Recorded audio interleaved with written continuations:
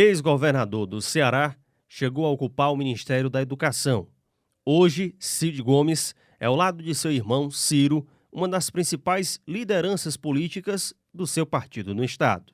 Cid recebeu a equipe da Sertão TV em sua residência em Fortaleza, onde falou sobre o seu futuro político e o atual cenário da política brasileira. Filiado ao PDT, ele respondeu se seu nome é mesmo cogitado a disputar uma vaga no Senado Federal. Bom, sem dúvida, para mim é um privilégio poder ter merecido assim, a menção, a lembrança e o estímulo de vários correligionários. Mas penso que tem projetos que são mais importantes, que são prioritários, entre os quais eu destacaria a votação do Ciro aqui no Ceará para a presidência da República, e eu vou me dedicar com toda a minha energia nesse sentido, e o projeto de reeleição do Camilo. Esses são os dois projetos mais importantes. Tenho certeza que se o Ciro for presidente da República e o Camilo for reeleito governador do estado, nós teremos tranquilidade e o estado do Ceará e o Brasil terão uma quadra de muito progresso e de muito desenvolvimento. Qualquer outro projeto, candidatura ao Senado, deputados federais, deputados estaduais, que são igualmente projetos importantes, mas na minha cabeça estão a reboque desses dois projetos maiores. Você acha que o senhor na disputa eleitoral não poderia ajudar mais o seu irmão e Camilo Santana? Bom, eu quero examinar isso exatamente de que forma eu posso ajudar mais. Né? Eu não estou aqui nem descartando, nem estou confirmando uma candidatura. O PDT internamente, ele tem incentivado nesse sentido? Sim, muitos companheiros, amigos têm estimulado. E a todos eu tenho dito com muita sinceridade. Isso não é esconder o jogo, né, como as pessoas dizem que geralmente é o estilo dos políticos. Definitivamente não é o meu estilo. Eu não estou descartando a possibilidade de ser candidato ao Senado, nem estou afirmando que sou. O que eu penso é que os dois projetos, a votação do Ciro aqui no Ceará, que é onde eu posso ajudar, e a reeleição do Camilo, que é também onde eu posso ajudar, são projetos mais importantes. Se em nome desses projetos, desses dois projetos, uma candidatura a senador minha ajudar, não tenha dúvida que serei com todo entusiasmo. Se, por outro lado, entender-se que ampliar uma composição, ampliar o espectro de partidos, outros nomes que possam vir a ajudar esses dois projetos principais, eu não teria nenhum problema, sim, pessoal, não tenho nenhuma vaidade pessoal de ser candidato. E estarei engajado nos dois projetos com igual entusiasmo. Portanto, tem tempo, né? A legislação ela tem encurtado cada vez mais, isso já vem de algum tempo, os períodos de campanha. Para essas eleições de 2018, o prazo para a realização das convenções, que antigamente era no mês de junho, você tinha que, ao final de junho, estar com todas as candidaturas já oficializadas, agora passou para um período que está compreendido entre o dia 20 de julho e o dia 5 de agosto. Né? Então, vamos ter um bom tempo aí para ver o que é melhor. O senhor tem conversado com muitas lideranças, tem traçado estratégias também para as eleições de 2018. Tem ideia de quantos deputados estaduais o PDT deve lançar, federal? E tem alguma novidade aí que as pessoas talvez possam esperar? Bom, certamente. Nós teremos, assim, eu tenho me dedicado muito a essa tarefa, tanto de ouvir os atuais deputados, procurar ajudá-los naqueles que serão, que a grande maioria serão candidatos à reeleição, tanto no plano federal como no plano estadual, como temos também buscado estimular e encontrar novos nomes para que a gente possa oferecer como alternativa à população do estado do Ceará. Hoje, da bancada de deputados federais do PDT, hoje são 4, com um suplente que está no exercício exatamente pela licença do Bauman, acabam sendo 5. Então nós temos hoje o André Figueiredo, que é o presidente do partido, que o projeto, assim, mais pode até ser candidato ao Senado, mas hoje que ele mesmo trabalha é com a possibilidade da sua reeleição. O Leônidas, também deputado federal, deverá ser candidato à reeleição. O Bauman, muito provavelmente, será candidato à reeleição. O Vicente Arruda já disse que deseja ter o posto de o deputado com mais experiência na Câmara Federal. E o Ariosto, eu devo estar conversando esses dias, e ele deve estar decidindo se manterá a sua candidatura à reeleição. Para além desses 5 do PDT, eu estou falando só do PDT, nós temos o Mauro Benevides Filho, que é um candidato novo para a Câmara Federal. Nós temos o Totonho, que é uma jovem liderança, um rapaz, um empresário novo ali da região da Ibiapaba, que deverá ser candidato. Temos o Robério, que é um deputado estadual do litoral, da região litoral norte do estado, que também é candidato a federal. Enfim, e temos incentivado outros nomes a serem candidatos também. Da bancada de deputado estadual, nós hoje temos 12 deputados do PDT comandados. E o maior, né, da Assembleia? É o maior. É o maior na Câmara Federal, o partido que tem mais deputados do Ceará são 4 na Câmara Federal, 4, praticamente 5, né? E na Assembleia Legislativa são 12. Acho que o segundo maior partido deve ter 4, no máximo 5 deputados estaduais.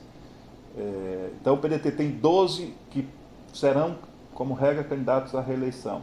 E temos pelo menos mais uns 10 nomes assim com grande potencial. Sertão Central, Bom, Sertão Central, o nome natural, né, por sua liderança no Xeramubim, né, seria o Cirilo.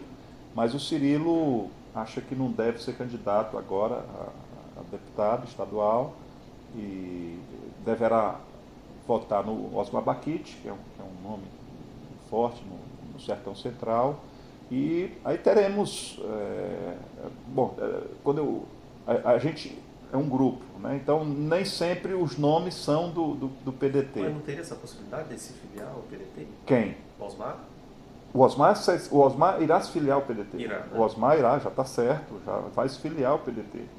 Nós vamos ter agora um prazo em que a legislação permite uma mudança partidária, embora ele já tivesse até motivos, mas acho que cautela e caldo de galinha, ou caldo de galinha e cautela não faz mal a ninguém.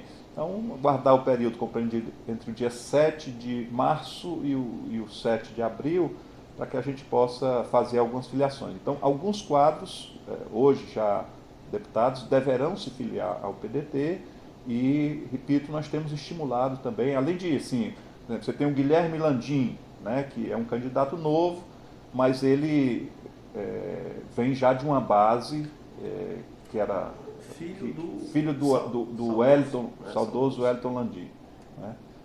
Então o Guilherme é candidato. Lá em Sobral, o Ivo foi eleito, era deputado, foi eleito prefeito. Sua irmã ali, Não está ainda definido, né? Não está ainda definido quem disputará nesse espaço que foi aberto com a eleição do Ivo para prefeito, mas deveremos brevemente decidir. E vamos ter muitos outros candidatos. Lembra aqui o Salmito, presidente da Câmara de Vereadores de Fortaleza, candidato a deputado estadual pelo PDT, e eu repito, estou falando, embora tenhamos muitos amigos em outros partidos, sempre muito próximos, às vezes até a gente confunde, né? O Queiroz, que é hoje chefe de gabinete do prefeito Roberto Cláudio, também é candidato a deputado estadual. Adail, que é vereador, é uma liderança muito expressiva na região do Antônio Bezerra, em Fortaleza, é também candidato a deputado estadual.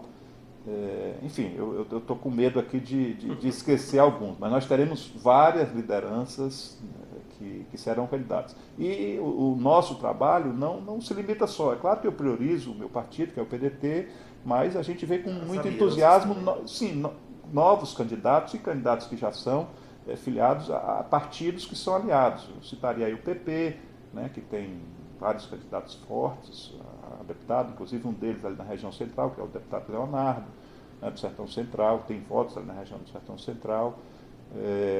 O Fernando Santana é um nome hoje, auxiliar do governador Camilo Santana, foi candidato a prefeito de Barbalha, filiado ao PT, mas é um nome novo e que deve ter a consagração da sua eleição. Enfim, estamos procurando apoiar os atuais e também estimular, incentivar novas lideranças. Nos diga o seguinte, como é que ficaria nessa eleição de 2018 a condição de vice na chapa de Camilo? É mesmo de Zezé Albuquerque?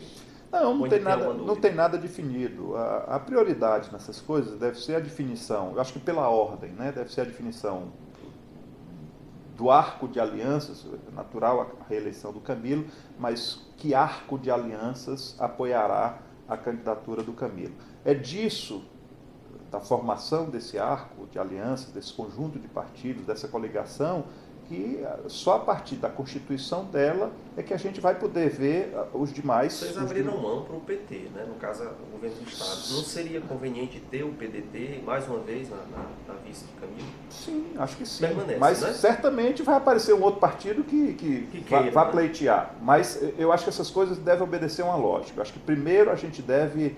Isso é a minha visão.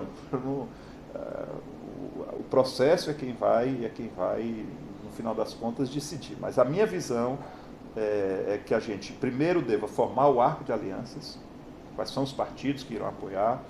É claro que nessa conversa com os outros partidos vai entrar em jogo a questão do Senado, né? Hoje o que se fala é de uma aliança, possibilidade de uma aliança com o senador Eunício Oliveira, né? A possibilidade de uma candidatura minha ou de um outro partido que possa colocar para o Senado, e pode ter certeza que o PDT vai defender. Quando é que você acha que essas definições começam a sair aqui para o público? A partir de quando? Bom, cada eleição é uma eleição, e isso tem uma relação também com a conjuntura nacional, né? Então, se dependesse só de mim, pode ter certeza que eu diria dia 30 de julho. Mas é um grupo, né? Claro, é um grupo, e pode ser que alguém já queira tomar alguma decisão antecipadamente e tal. Mas o que eu defendo é que a gente tenha o conhecimento máximo do cenário, né? Cenário nacional, cautela, como é que... momento, né? Claro, ver o cenário nacional, como é que vai ficar, quem são os candidatos, quais são as alianças que vão se formar a nível nacional. Porque às vezes você... procurando até ser precavido, já começa a fazer alianças locais. Aí depois se faz uma aliança nacional e vem uma pressão nacional, e aí acaba se desfazendo essa aliança no Estado. Então, mas enfim, quem conduz o processo é o governador Camilo, ele é atualmente o que disputa o cargo mais importante aqui e portanto, o interesse superior. Mas, a depender de mim, acho que a gente teria o máximo de tempo para poder ver com mais clareza como é que todas as variantes vão se colocar. Recentemente, seu irmão, o prefeito Sobral Gomes, teve uma audiência com o senador e presidente do Congresso Nacional, Eunício Oliveira. Doutor Cid, qual é hoje a relação do senhor com o senador Eunício? Tem alguma aproximação? Tem possibilidade também de reatarem politicamente? Bom, eu já votei no Eunício, né, em 2000. O Eunício votou em mim para o governo em 2006, votou na minha candidatura à reeleição e, nesse momento, foi candidato a senador da chapa. Na eleição de 2014, ele aliou-se à oposição e disputou o governo do Estado, né? Isso deixou sequelas? Eu seria hipócrita em dizer que não, né? Mas nada que transforme isso numa relação irreconciliável, né? Eu já tive com ele, o Camilo, o Roberto Cláudio, quando procuraram para ajudar nos interesses do Estado junto ao governo federal, tiveram o meu apoio, o meu estímulo, o meu incentivo, né? Acho que não poderia ser diferente, tanto da parte deles como da parte do Eunício, em se dispor a ajudar. Eles têm feito referência ao apoio dado pelo Eunício para a obtenção de alguns financiamentos ao governo do Estado, à Prefeitura de Fortaleza. Agora mesmo o Ivo procurou, como você fez referência, porque também está tramitando lá no governo federal um financiamento, e isso precisa do aval do governo federal e precisa também da anuência do Senado, porque envolve aval da União. Quer queira ou não, presidente do Senado, né? Então, claro, então eles estão procurando uma liderança do Estado, né, que ocupa hoje um lugar importante, e acho que não procurá-lo, porque até pouco tempo era um adversário, seria uma mesquinharia, e acho que, por outro lado, o Eunício, em estar colaborando, em estar ajudando, está cumprindo o seu papel, e isso, óbvio, facilita, né, a possibilidade de uma aliança futura. Mas penso que todas as eventuais restrições que se tenha devem ser trabalhadas com respeito, com diálogo, com conversa, para que a gente não acredite em união, em aliança feita na cúpula.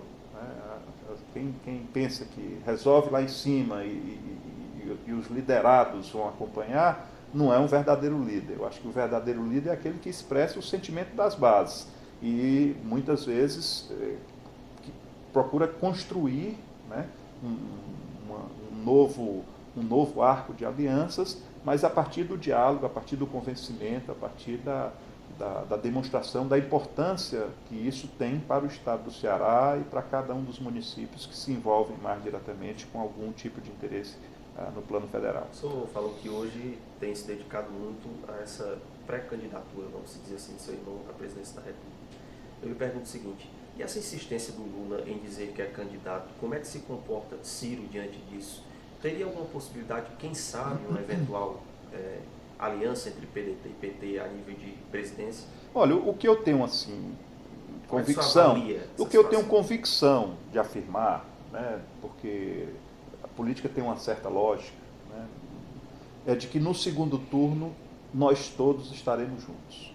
O Lula, o Ciro, creio que o PCdoB, creio que o PSD e algumas outras forças do arco progressista no Brasil deverão estar juntas no segundo turno, porque penso que a ala mais conservadora no país deverá ter uma das vagas no segundo turno. Eu até um dia desse fiz uma brincadeira, mas isso tem um sentido do que eu acredito, né? Mandei uma mensagem. Eu tenho uma boa relação com o governador Alckmin de São Paulo. Já tinha há um bom tempo, e como governador, depois como ministro, eu só estreitei essa relação. Acho que é um homem sério, né? E eu mandei para ele. Ele é nascido em Pindamonhangaba, que é uma cidadezinha pequena, que fica ali, vizinha a São José dos Campos, vizinha a São José dos Campos, acho que é a cidade próxima, maior que tem, onde tem o ITA, o Instituto Tecnológico de Aeronáutica, onde está a Embraer, na Via Dutra, entre São Paulo e Rio de Janeiro. E o Ciro é nascido em Pindamonhangaba também. A mamãe é filha de Pindamonhangaba, o papai é cearense, sobralense, foi lá para São Paulo e casou com a minha mãe, e os dois filhos mais velhos dele, os meus dois irmãos mais velhos, nasceram lá em São Paulo. Eu já nasci, fui o primeiro a nascer aqui no Ceará, porque ele voltou, o papai voltou, morou alguns anos lá, depois voltou para o Ceará. E eu mandei uma mensagem no Zap aí para o governador Alckmin, dizendo, acho que era dia 6 de dezembro, já faz uns 3 meses, 2 meses, ele disse: governador, eu estou lhe mandando aqui uma mensagem de um prognóstico que eu estou fazendo. Hoje, dia 6 de dezembro, irão disputar o segundo turno da eleição dois brasileiros filhos de Pindamonhangaba. Né? Dizendo para ele que acho que ele e o Ciro deverão disputar o segundo turno. Ele mandou uma resposta de volta, brincando, que o Monteiro Lobato também é lá de Pindamonhangaba. Ele disse que o Monteiro Lobato dizia que Pindamonhangaba é a terra roxa do talento e de grandes homens, não sei o que e tal.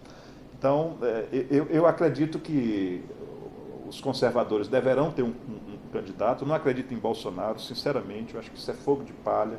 Tem aí uma fração muito radicalizada da sociedade brasileira que desacredita, que perdeu a esperança na política e está apostando nessa coisa exótica que é o Bolsonaro. Mas acho que E isso deve significar 5, 6, estourando 10%. Hoje ele está aí em um percentual de 18, 16%, mas acho que boa parte disso são eleitores do PSDB que estão ali numa parada técnica enquanto o PSDB decide o seu futuro. Acho que quando ficar definido... Acha que vai ser uma campanha difícil? Será uma campanha imprevisível, né? Será uma campanha imprevisível. Embora eu esteja fazendo esse prognóstico, deve ir o Alckmin e o Ciro, mas será uma campanha imprevisível de muitos candidatos. Aí você perguntou a história do Lula. O Lula, ele é uma figura assim, muito maior do que o partido que ele criou, que é o Partido dos Trabalhadores. É um partido que, de qualquer forma, tem aí um universo de preferência. O PT assim, é ódio e amor, né? Talvez seja o partido que tem mais preferência de todos os partidos do Brasil. Se você perguntar qual que tem mais preferência, tem mais simpatizantes, é o PT. E acho que ao mesmo tempo é o que tem mais antagonistas, tem mais antipatizantes. Então, mas de qualquer forma, o PT deve ter aí, imagino, 10, 12% de preferência enquanto partido. O Lula tem 40%, 35% de preferência. Então o Lula é muito maior do que o PT e eu compreendo que ele se sinta responsável pelo futuro do partido, né? E dos filiados dos partidos, dos candidatos a governador, do PT, dos candidatos a deputado, dos candidatos a senador. Então, alimentar a sua candidatura, né, manter essa esperança, é uma estratégia para procurar manter próximo ao PT, né, um universo maior do que os que são simplesmente simpatizantes do Partido dos Trabalhadores. Tem gente que é simpatizante do Lula, mas não tem nenhuma preferência pelo Partido dos Trabalhadores. Eu acho que a estratégia é essa, né? Se estão errado ou estou certo, o futuro é quem vai dizer. Vamos aguardar. Eu acho que ao Ciro cabe demarcar o seu espaço, né? Nós não somos o PT, nós somos diferentes do PT, porque se a gente fosse igual ao PT, a gente estava no PT. Nós somos diferentes do PT. Temos muitas afinidades. Em todos os segundos turnos de eleição, nós votamos no PT, votamos no Lula, votamos no Lula no segundo turno de 2002, participamos do seu governo, votamos na reeleição do Lula em 2006, aí já no primeiro turno também, votamos na Dilma primeiro e segundo turno em 2010, votamos na Dilma primeiro e segundo turno em 2014. Certo? Então, nós temos afinidades. E apoiamos a Dilma até o final. E aqui no Ceará fizemos isso, né? O PDT tive o privilégio de ser 2 vezes governador e, como temos um projeto comum, eu sinceramente não vi problema e o tempo está mostrando que não estava errado, ao contrário, acertei, né? Em ter votado no Camilo, que é filiado a um partido diferente do meu, né? Mas acho que aliança é isso, né? Eu acho que não necessariamente a gente tem que ser do mesmo partido para votar. Vamos aqui no rápido bate-bola, senão eu converso demais. Né? Para propor essa questão da presidência da República. Pois não. Bolsonaro. Eu acho que hoje é muito mais do que deverá ser ao final do processo eleitoral. Marina Silva. A Marina é uma figura assim, carismática, querida, né? E eu torço muito para que ela possa estar ao lado do Ciro. Álvaro Dias. Eu acho que é muito limitado ao Paraná. Alckmin. Acho que é o nome que vai consolidar o apoio conservador no Brasil. Agora, saindo da área presidencial, falar um pouco de Quixeramim, Sertão Central. O senhor tem acompanhado a política do município? Bom, eu não estou assim, tão por dentro como eu estava enquanto era governador. Quando eu era governador, eu estava ali acompanhando o dia a dia, e Quixeramobim é uma cidade importante. Mas sei, o processo eleitoral foi um processo traumático, né? Onde uma parcela de pessoas que tinham relação política com o Cirilo romperam com ele, e teve uma terceira candidatura que acabou, do deputado Tomás Holanda, que acabou desistindo, e acho que isso foi uma coisa que aconteceu, assim, ou tem acontecido conosco lá em Sobral. Às vezes, a gente está muito tempo no poder, as pessoas perdem um pouco a referência do que eram as coisas antes e muitas vezes sem motivação querem experimentar uma coisa nova, então, que nem sempre o novo é o melhor, né? Então acho que experimentar uma coisa nova. E as notícias que eu tenho é de que é uma administração que, embora tenha pouco tempo ainda, 1 ano, mas já tem decepcionado boa parte das pessoas que acreditaram nela. Então, em rápidas palavras, esse quadro a avaliação do quadro que eu faço. Não tem hoje nenhum contato com o atual prefeito? Não tenho. Sua ligação hoje seria com o ex-prefeito? Minha ligação é com o Cirilo. Minha ligação lá é com o Cirilo. Eu tenho um amigo histórico, né, que votou comigo na minha primeira eleição, votou comigo na minha segunda eleição, mas coisas do destino. Nessa eleição de 2014, ele não ficou conosco, é o Rômulo, o Dr. Rômulo, porque eu tenho um grande carinho, embora acho que a gente não precisa brigar com as pessoas, né, mas compreendi o caminho dele, ele votou no Eunício. E, enfim, eu nesse momento convidei o Cirilo, e hoje o Cirilo é o nosso representante do PDT lá em Xeramobim, inclusive filiado. E o Cirilo cumpre um papel, né, já cumpriu esse papel muito importante na eleição do Camilo, que extrapola as fronteiras de Xeramobim. Além de Xeramobim, ele tem, ele foi deputado estadual, alguns mandatos, e ele tem amigos que cumpriram um papel importante em vários municípios ali da região de Xeramobim. Para a gente já encerrar a entrevista, a gente está vivendo um momento que se fala muito em questão de segurança pública. Eu acredito que seja um tema que deve entrar muito na campanha eleitoral. Como é que o senhor está vendo essa questão aí, dessa ajuda do governo federal? Qual é hoje a opinião de Cid Gomes com relação a esse assunto? Olha, segurança pública é um tema extremamente delicado e que extrapola as suas causas, os seus efeitos, extrapola a ação da fronteira de um governo de Estado e das ações de governo. Eu digo isso assim com a experiência de quem deu a importância, a relevância, a prioridade, que foi o compromisso que eu assumi. Eu lembro bem, na minha campanha, eu assumi assim, muito poucos compromissos, né? E 2 deles estavam vinculados à questão da segurança. Um era a implantação do programa Ronda do Quarteirão, o outro era priorizar, e eu lembro bem da frase que eu usava, não é priorizar só com palavras, só com retórica, é priorizar no orçamento do Estado o tema segurança pública. E, assim, eu me sinto tranquilo de consciência por ter cumprido aquilo que eu me comprometi. E lembro aqui algumas coisas. O Ronda do Quarteirão foi implantado logo no primeiro ano. Eu prometi na região metropolitana e fiz em Fortaleza, fiz em Caucaia, fiz em Maracanaú, enfim, todos os municípios da região metropolitana, e fui além. Fiz em todas as cidades com mais de 50 mil habitantes. Aí entrou Xeramobim, entrou Quixadá, entrou Juazeiro, entrou Crato, entrou Barbalha, Sobral, Acaraú, Camucim, várias cidades, Maranguape, região metropolitana. E o orçamento da segurança, ele foi elevado significativamente, né? E traduzindo isso em coisas reais, objetivas. O Ceará tinha, e não foi só na polícia, né? Na polícia eu praticamente aumentei em 50% o contingente de policiais.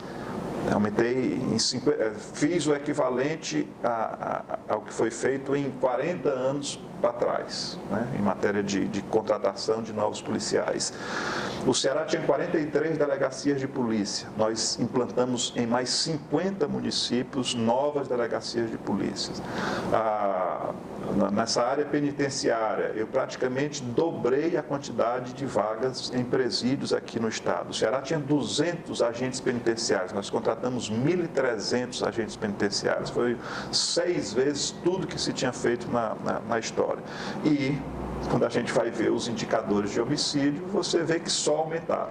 Nenhum governador, o Camilo estava conseguindo isso, mas nesse ano passado deu um surto aí de elevação de homicídio novo. O Camilo estava conseguindo reduzir, ou seja, talvez ele fosse entregar, e eu ainda torço para que isso aconteça, o estado com menos homicídios do que quando ele assumiu. eu não consegui. Antes de mim, o Lúcio Alcântara não conseguiu. Antes do Lúcio, o Tasso, em 2 governos, não conseguiu.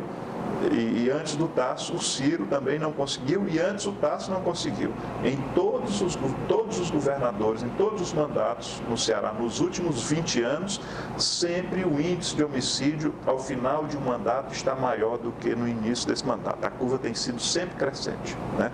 E isso demonstra, a meu juízo, claramente que não quer dizer que a gente vá lavar as mãos e botar a responsabilidade para Brasília. Não, a gente tem que fazer aqui a nossa parte, né? Tem que fazer, ainda tem muita coisa para fazer, muita coisa para fazer. A gente precisa ainda melhorar muito mais a inteligência, ter mais quadros na Polícia Civil, para que a gente possa ter maior elucidação dos crimes. E o judiciário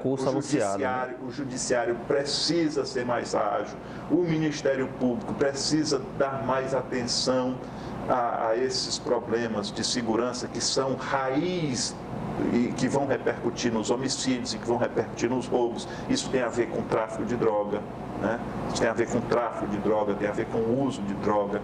E nessa questão, só o Estado não vai dar conta. E como a gente está vendo o que está acontecendo no Brasil, essa coisa da nacionalização dessas facções criminosas, né, que uma nasceu lá em São Paulo, que é o PCC, primeiro comando da capital, a outra nasceu no Rio de Janeiro, Comando Vermelho, e aí uma outra já nasceu lá em Manaus, como uma reação local dos marginais locais à presença dessas gangues de fora, que é o não sei o que do Norte.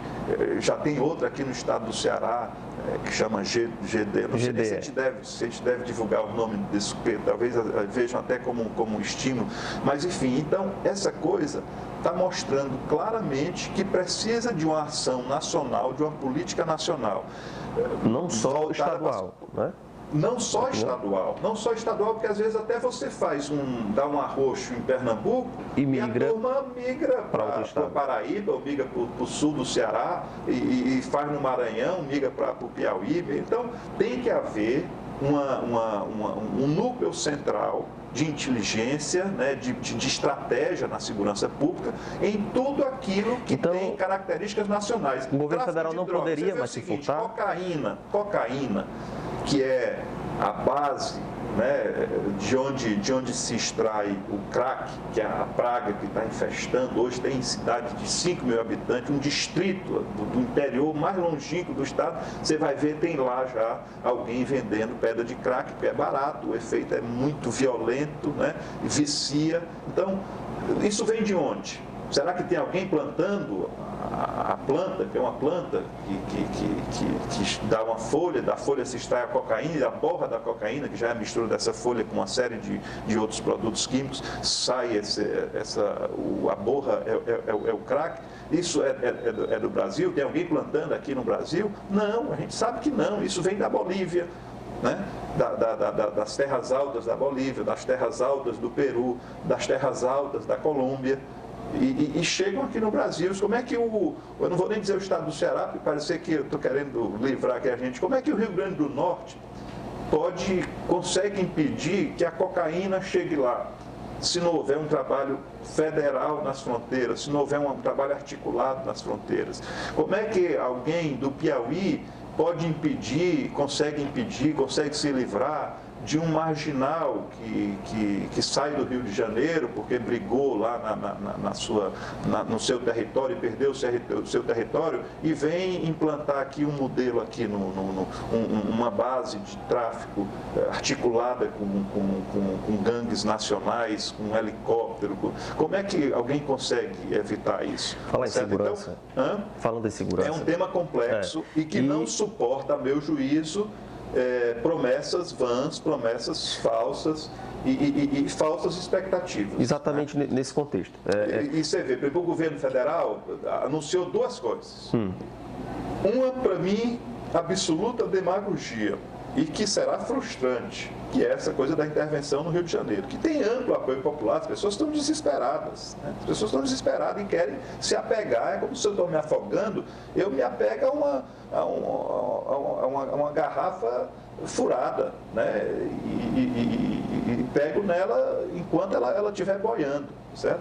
Então, lá no Rio de Janeiro tem um apoio popular, essa coisa de intervenção, mas, a meu juízo, será frustrante, né? Será frustrante. E o segundo E anunciou outra coisa, que é a criação de um ministério, né? Isso me soa muito como coisa pré-eleitoral. Mas, enfim, eu também não sou daqueles de...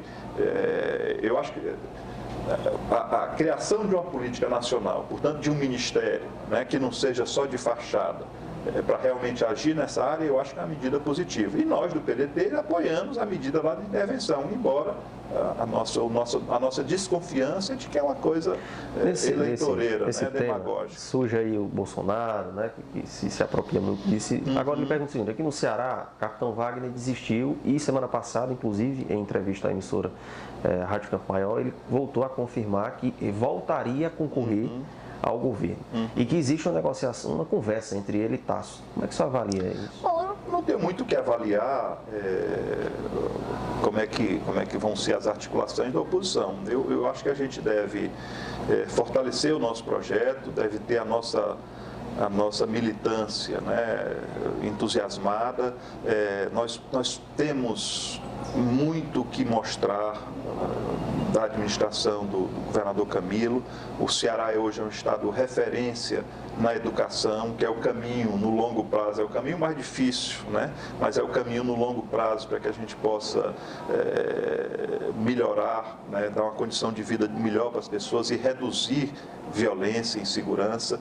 Nós temos que, e o Camilo tem feito isso, apostar em novas atividades econômicas, fortalecer as nossas vocações, que é o turismo. Se você for ver nesse aspecto também, o governo do Camilo é um governo de muitos marcos positivos, concretizar a nossa siderúrgica, que é uma realidade, e concretizar a refinaria e potencializar o que isso pode trazer de mudança do perfil econômico do estado do Ceará, gerando emprego, gerando renda. Eu acho que se a gente educa as pessoas, né, se a gente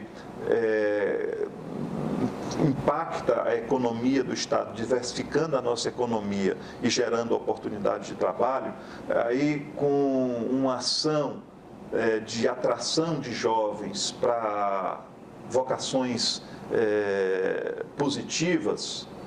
Então, a soma dessas três coisas é que efetivamente vai fazer com que a violência se modifique. Hoje, um jovem de periferia que abandona a escola, né, abandona o ensino médio como regra, porque o ensino médio não é uma coisa atrativa, ele não tem lá uma atividade de esporte, ele não tem lá uma atividade cultural. Eu acho que isso precisa ser potencializado muito mais. E pior ainda, ele não vê perspectiva econômica no futuro, não vê possibilidade de um emprego.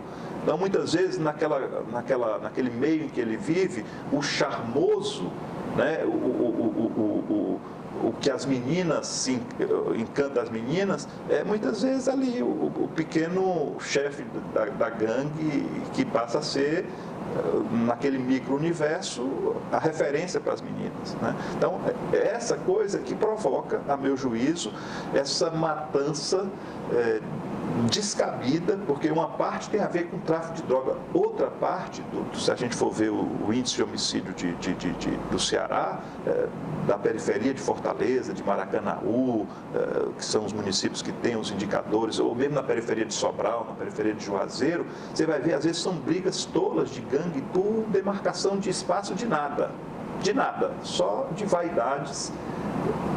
Falando que boa parte dos crimes tem a ver com isso. Então, você tem que criar para essa fração da população, que é assim, não é muita coisa, né? A gente fica vendo um número grande, não sei o que, esse ano morreram 7.000 pessoas, a projeção é 7.000 pessoas e tal, mas essas 7.000 pessoas, elas são ao longo, espalhadas em diversos municípios, né, espalhadas em diversas áreas, em diversas comunidades, que acaba sendo o seguinte: em Sobral, por exemplo, que o Ivo, lá prefeito, está levantando isso, o público de risco são 200 jovens por ano. Se você acompanhar, né, com mais cuidado a vida daqueles 200 jovens naquele ano, você vai estar evitando que ele se desvie, né, abandone a escola e entre para o mundo da marginalidade. Então acaba, o que parece uma coisa muito grande, acaba sendo um universo que, trabalhado no médio prazo, associado à educação, oportunidades econômicas e socioculturais, esportivas, né, e acompanhamento, principalmente acompanhamento de perto, né, você consegue, acho que no médio prazo, dar jeito nisso e inverter essa curva. Ministro, a conversa é muito boa. Eu queria, inclusive, agradecer a disposição de ter recebido aqui na sua residência a nossa equipe da Sertão TV. Eu queria agora, aqui, olhando aqui para os nossos internautas que acompanham a Sertão TV, nos respondesse o seguinte: o que o Ceará ainda pode esperar de Cídio Gomes? Uma dedicação eterna. Bom, primeiro eu quero agradecer a você, Fabiano, pela inteligência das perguntas, agradecer ao Sérgio, que está ali nos bastidores, ele que é sempre uma pessoa preocupada com o Xaramubim, com a região do Sertão Central, e dizer isso como um testemunho. Eu quando era, assim, tinha 12 anos de idade, e o papai mandava que a gente, 9h30, pontualmente, fosse se deitar. Toda vez que eu vejo meu garoto aqui, 11 horas da noite, às vezes acordado, eu lembro dele. 9h30 tinha que estar deitado. E eu deitava, 9h30, e às vezes não tinha sono, né? E isso até final de semana. Às vezes tinha dormido até tarde de manhã. E aí ficava sonhando, pensando no futuro. Então o meu sonho era ser prefeito da minha cidade. Então, eu tive o privilégio de ser prefeito de Sobral por 2 mandatos. E o povo cearense, né, em 2 eleições consecutivas, a primeira delas como candidato de oposição, né, eu lembro que o candidato ao governo, que era candidato à reeleição, tinha um apoio de 140 prefeitos, eu tinha um apoio de 20, né, se tivesse, e eu consegui ganhar, graças à generosidade do povo cearense, 2 eleições em primeiro turno, com mais de 60% dos votos. Então isso não é pouca coisa, né? Não é pouca coisa. E parafraseando aqui o que o Ciro fala e que se aplica perfeitamente para mim, se eu viver 100 anos, né, e até o último dia da minha vida ainda estiver trabalhando, independente de mandato, sinceramente, acho que a gente não precisa ter mandato para trabalhar, não. A gente pode trabalhar de diversas formas. Então, se eu viver 100 anos e até o último dia ainda estiver trabalhando pelo povo cearense, eu ainda vou morrer devendo, né, diante de tanta generosidade. Então, o que podem esperar de mim, em suma, é dedicação permanente e gratidão permanente ao povo cearense. Muito obrigado. Eu que agradeço. Sistema Maior de Comunicação. Orgulho de ser do Ceará.